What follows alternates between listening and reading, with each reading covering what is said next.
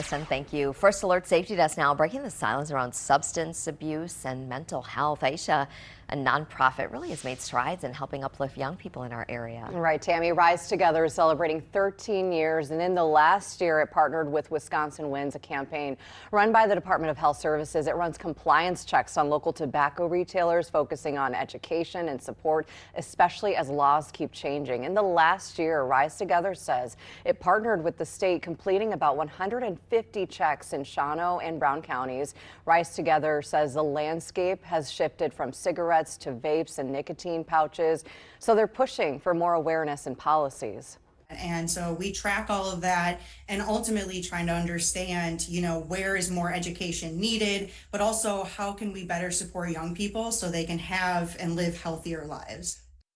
Rise Together offers tools like the Rise 21-Day Health Challenge. It's meant to help young people cut back on substance use and build healthier habits. The group is inviting everyone to mark your calendars for its Lucky 13 benefit. It's a music event on September 12th at Gibson Community Music Hall in Appleton. So our message at the end of the day is that your story matters, right? Your story matters is because you're part of this community. And when we say those things, we see people wanting to get involved. And so we hope that people get involved this year, and we hope that people continue to rise and thrive with us at this celebration so we can continue to make change.